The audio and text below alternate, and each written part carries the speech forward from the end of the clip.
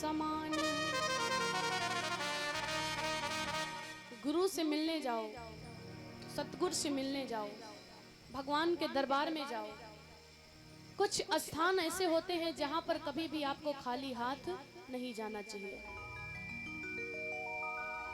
जब आप अपने गुरु के पास में जाओ तो कुछ ना कुछ लेकर ही जाना चाहिए भेंट के लिए। अपने बहन के घर जाओ तो कुछ ना कुछ लेकर के जाना चाहिए। और ये सभी भक्त बैठे दरबार में, अगर भगवान के दिव्य दरबार में आओ तो आप लोग खाली हाथ ना आओ, कुछ ना कुछ तो लेकर ही आओ। अगर दान नहीं है, आपके पास में सामर्थ्य नहीं है, तो भगवान के लिए प्रसाद लाइए। प्रसाद की भी सामर्थ्य नहीं है तो एक फूल ही ला करके चढ़ा दीजिए। बोलिए सच्चे दरबार की। तो सभी लोग मिलकर के 2 मिनट परमपिता परमेश्वर सतगुरुदेव भगवान के चरणों का प्रणाम करेंगे। और उसके बाद में आज की तो बड़ी विचित्र कथा है, भगवान श्री राम जी और सीताराम जी के विवाह की कथा। बोली दुर्गा माता की। सारे तीर्थ धाम आपके चरणों में, हे गुरुदेव प्रणाम आपके चरणों में। बोली सतगुरुदेव भगवान की। तो सभी लोग अपने अपने गुरु के लिए हाथ उठाएंगे। जितने भी भक्त बैठे इस दरबार में, कंजूसी आप लोग मत कीजिए। पीछे वाली माताएं, इधर वाले भक्त हमारे जितने बैठे, सभी लोग अपने अपने गुरु के लिए गाएंगे। सारे तीर्थ धाम आपके चरणों में, सारे तीर्थ धाम आपके चरणों में, हे गुरुदेव प्रणाम आपके चरणों में। ओ सारे तीर्थ धाम आपके चरणों में, हे गुरुदेव प्रणाम आपके चरणों में।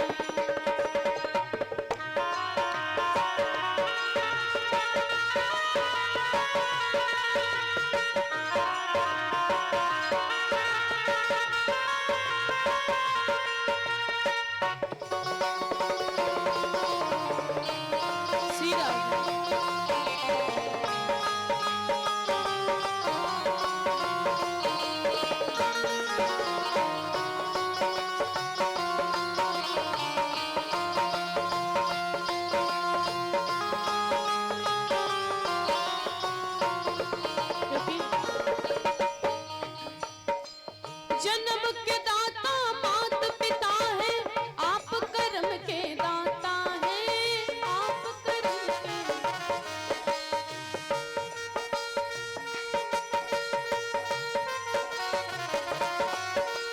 जन्म माता और पिता देते हैं और कर्म के दाता गुरुदेव होते हैं।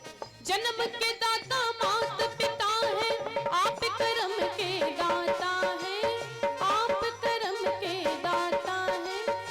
आप मिलाते हैं ईश्वर से, आप ही भाग विधाता है, आप ही भाग विधाता है।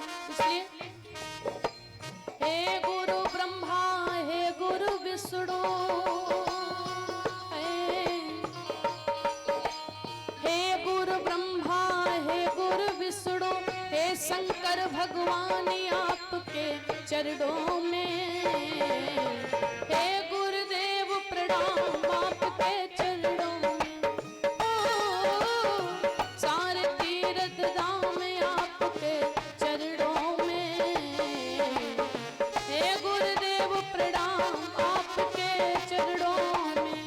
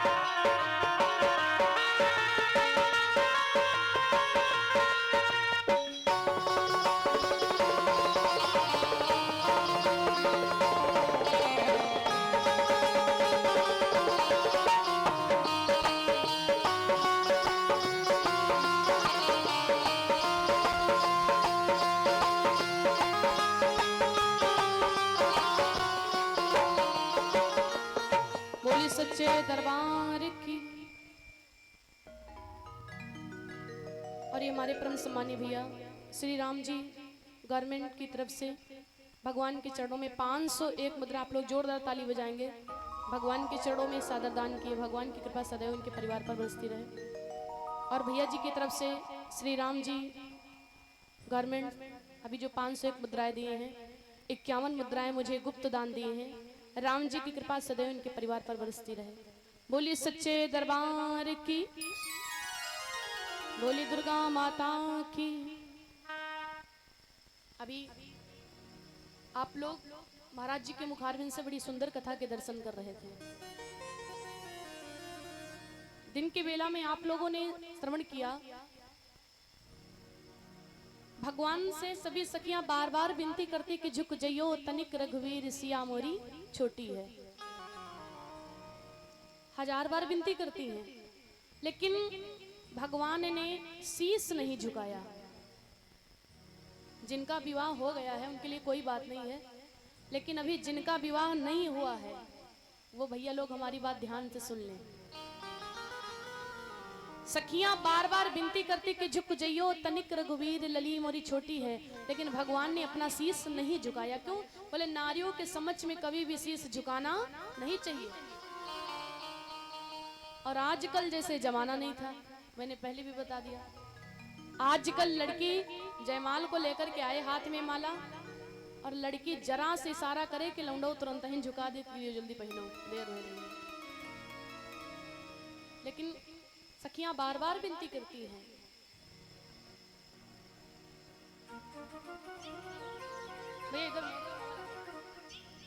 लेकिन भगवान ने शीश नहीं झुकाया। तो मैया ने लक्ष्मण की तरफ इशारा किया, देवर जी आप भी कुछ कर दो, हे शेष के अवतार हमें दे दो सहारा, और भूलेंगे नहीं जीवन भर एहसान तुम्हारा। अगर एक बार मुझे सहारा दे दोगे, मेरा काम बना दोगे, तो पूरे जीवन गुजर जाएगा, आपका एहसान नहीं भूलेंगे। लक्ष्मण ने कहा भाभी मैं क्या कर सकता हूं? लक्ष्मण जी ने दिमाग लगाया, बोले एक उपाय है क्या? लो भगवान के चरणों में हम दंडवत प्रणाम करेंगे, लेट करके प्रणाम करेंगे। और लक्ष्मण जी भगवान के चरणों को पकड़ करके पृथ्वी पर लेट गए। लक्ष्मण जी कहते कि आज जब तक के भैया मुझे उठाएंगे नहीं तब तक के हम उठेंगे नहीं। और कहते सुनो भाभी, जैसे भैया हमको उठाना चाहेंगे, झुकेंगे, आप तुरंत जयमाला पहरा देना। बोले ठीक है। मिच गई बात। 2 मिनट बीत गया, 5 मिनट बीत गए, 10 मिनट बीत गए। लक्ष्मण जी कसम खाए पड़े हैं, राम जी भी कसम खा लिया आज उठाएंगे नहीं चाहे जो हो जाए। और जब बड़ा समय बीत गया तो भगवान समझ गए लक्ष्मण की चालाकी कि ये उठने वाला नहीं है, और इसलिए भगवान ने झुक करके लक्ष्मण को जैसे उठाना चाहा, सीता मैया ने जयमाल पहरा दिया। बोली श्री रामचंद्र भगवान की।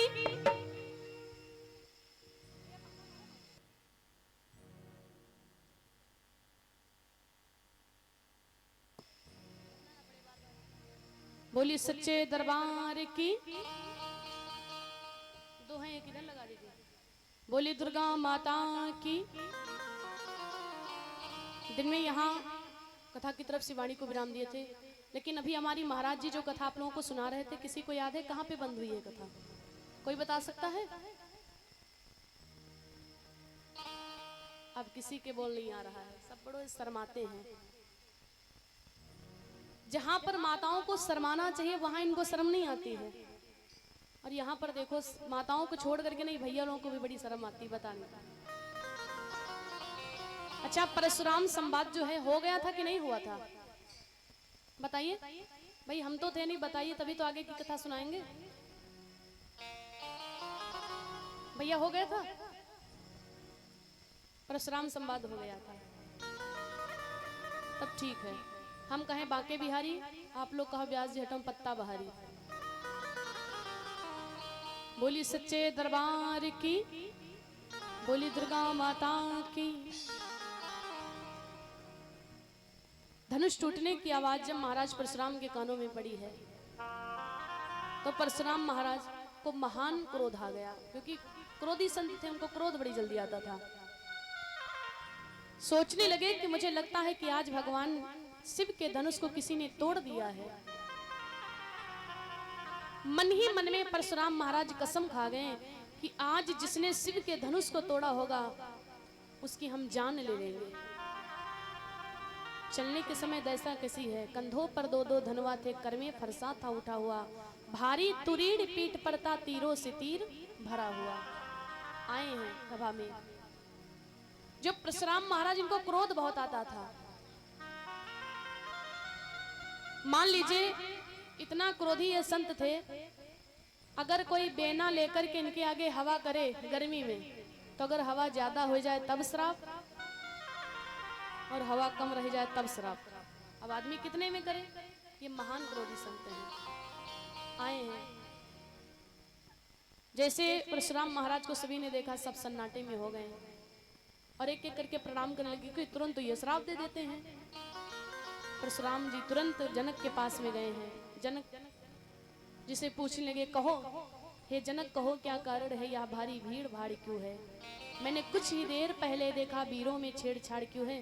तब राम जी ने देखा कि जो भी अपराध किया है मैंने किया, धनुष मैंने तोड़ा और डांट मेरे ससुर जी खा रहे हैं, इसलिए भगवान सरल स्वभाव से गए हैं और कहते हैं, महाराज शिव धनुष तोड़ने वाला ही कोई आपका सेवक ही होगा।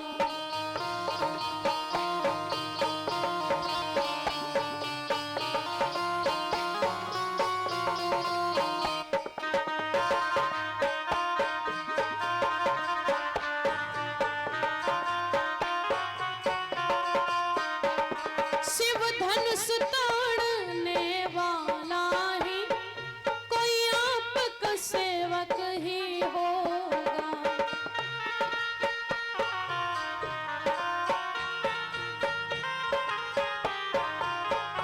और महाराज जिसने इतना अपराध किया वह दास तुम्हारा ही होगा।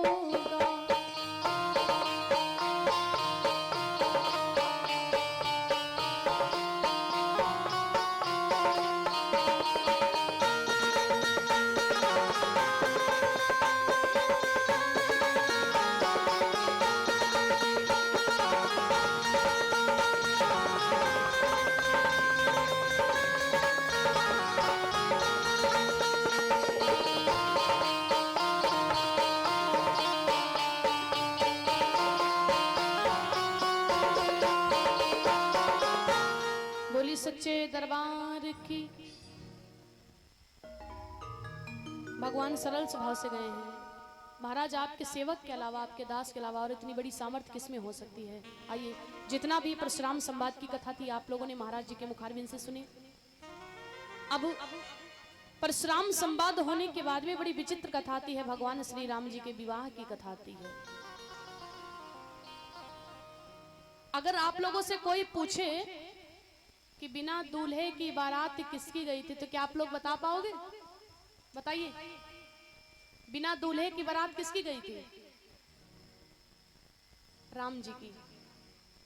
बिना दूल्हे की बारात राम जी की गई थी, क्योंकि जो दूल्हा था वो तो पहले से ही पहुंच गया था।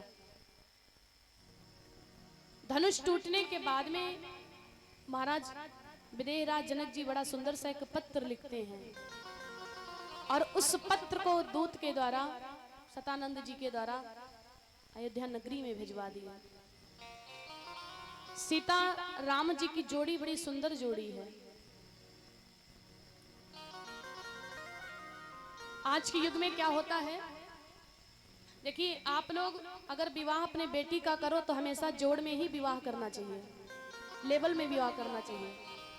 आपकी बेटी अगर पढ़ी लिखी है तो पढ़े लिखे लड़के से की विवाह करिए। अगर बेटी आपकी पढ़े लिखे नहीं है तो पढ़े लिखे लड़के से विवाह मत करो। क्यों? अगर आपकी बेटी नहीं पढ़े है और जो लड़का है वो पढ़े, अगर विवाह कर दोगे तो आपके दामाद जी आपके बेटी से कहेंगे ले आओ वाटर, तो आपकी बेटी लेके जो है टमाटर, यही दिक्कत हो जाएगी। तो इसलिए शादी जब भी करो हमेशा जोड़ में करना चाहिए, लेवल में करना चाहिए। और विचित्र बात तो ये है कि जब किसी लड़की की शादी तय हो जाती है किसी लड़के के साथ में, गोद भराई होने के बाद में वो लड़की दूल्हे को देखने में कैसी लगती है? चंद्रमुखी जैसे लगती है।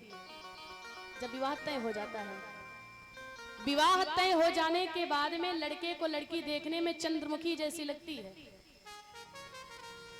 और जब उसी लड़की का विवाह लड़के साथ में हो जाता है तो विवाह के बाद में वही लड़की देखने में चंद्रमुखी सी, सूरजमुखी सी लगने लगती है।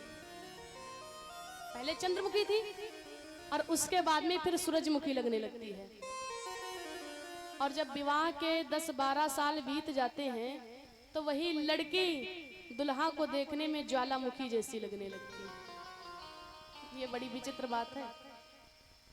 पहले तो बड़ी अच्छी लगती है, लेकिन बाद में वही ज्वालामुखी लगने लगती है।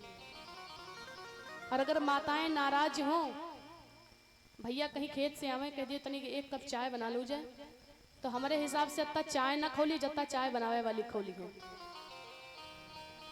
शादी विवाह से पहले तो बड़े गुड़ विचारे जाते। लोग कहते कि देखो भैया कितने गुड़ से विवाह बन रहा है, और जैसे शादी हो गई तो गुड़ तो कहीं अलग ही चले गए।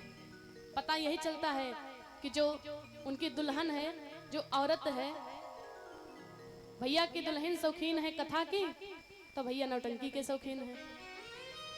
एक जैसे जोड़ नहीं मिलते दुनिया में। दुल्हन पंचामृत की शौकीन है तो भैया बियर के शौकीन है। ये आप लोग खुद ही देखते हो। पत्नी और पति ये दोनों का जोड़ एक जैसा मिल जाए तो मान लीजिए कि बड़ी सौभाग्य की बात है। एक जैसे दोनों नहीं मिलेंगे, कोई किस चीज का परेशान तो कोई किस चीज को लेकर के। लेकिन जो सीता राम जी की जोड़ी है, अनोखी जोड़ी है, बड़ी सुंदर जोड़ी है। सतानंद जी के द्वारा वो पत्र भिजवाया गया है, और उस पत्र को लेकर के महाराज दशरथ के महल में आते हैं। जैसे दशरथ को वो पत्र मिला है, आहा, अपार खुशियां मनाई जाने लगी। और इधर जनकपुरी में भगवान श्री राम के विवाह के लिए तैयारियां होने लगी हैं। बोली सच्चे दरबार की। ध्यान दीजिए, जब माताओं के घर में इनके बेटे का विवाह होता है या बिटिया का विवाह होता है, तो माताएं 1-2 महीने से पहले ही विवाह की तैयारियां करना चालू कर देती हैं। चावल बीनती हैं, जो उड़द होते हैं दही बड़ा बनाने के लिए बड़ी व्यवस्था लगती है शादी विवाह में। 1-2 महीने पहले से ही व्यवस्था चालू हो जाती है। लेकिन जब भगवान का विवाह हुआ, भगवान के विवाह का जब पत्र आया है, तो भगवान की विवाह की तैयारियां होने लगी। तैयारी करने में कितना समय लगा है? इंतजाम करते हुए बीती सारी रात, रघुकुल के अनुरूप ही चली बारात प्रभात, रघुकुल के अनुरूप ही चली बारात प्रभात।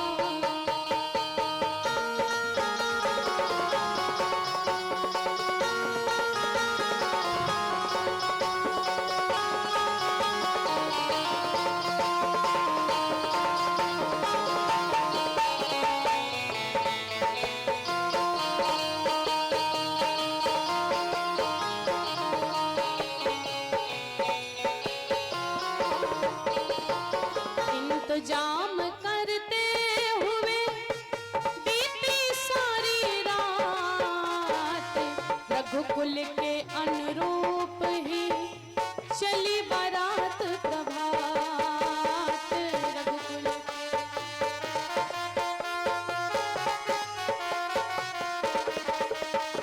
इंतजाम करते हुए, इंतजाम करते हुए बीती सारी रात, रघुकुल के अनुरूप ही चली बारात प्रभात।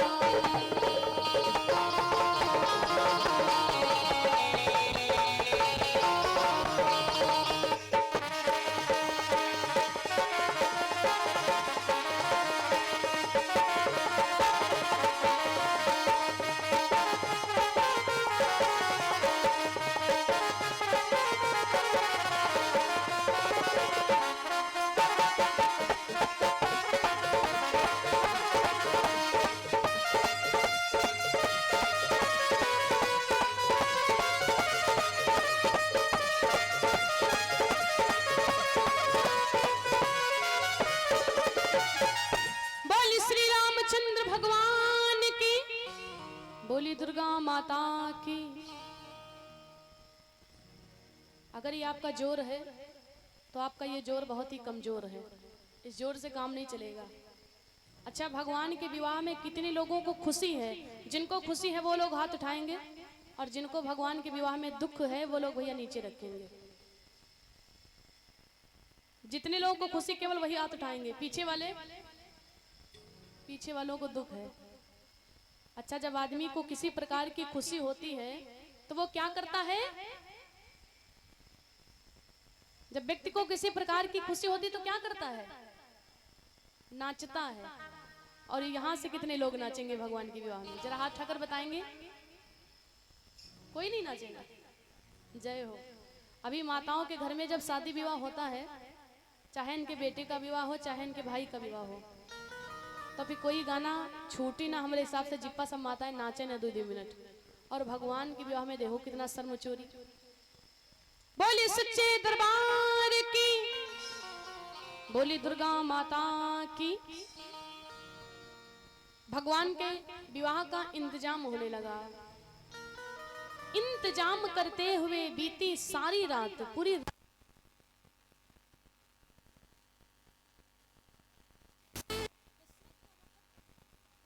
माता सुमित्रा, माता कौशल्या आ गई। बड़ी प्रसन्न है सब लोग। भरत और शत्रुघ्न जी ने उस पत्र में जो भी लिखा था पढ़ करके सुना दिया। भरत जी कहते हैं कि भैया गुरुदेव के साथ में गए और थोड़ी ही समय में गुरु विद्या को प्राप्त कर लिया। शत्रुघ्न जी कहते जो काम बड़े बड़े राजा लोग नहीं कर पाए वो काम भगवान श्री राम भैया ने कर दिया है, धनुष को तोड़ दिया। और इसलिए ये पत्र इसलिए लाया है कि अब अयोध्या नगरी से बारात लेकर के चला जाओ। जब भगवान के विवाह का इंतजाम हो गया, इंतजाम हो जाने के बाद में जितने भी अयोध्या वासी हैं सब नए नए बारात जाने के लिए। बोली सच्चे दरबार की। और हम अपने परम सम्मानीय बाबा प्रधान जी को बुलाएंगे, क्योंकि भगवान की बारात निकलने वाली है, इसलिए आकर के कुछ बाबा जी दान करें। जब विवाह होता है, चाहे बेटे का हो चाहे बेटी का हो, तो कुछ ना कुछ दान किया जाता है। जी सबसे पहले आ जाए भैया लोग जो इधर बैठे कुर्सी वालों, आप लोग भी आ जाइए, कुछ आकर के दान कीजिए। बोली सच्चे दरबार की, बोली दुर्गा माता की। आइए इधर सामने से सब लोग आएंगे।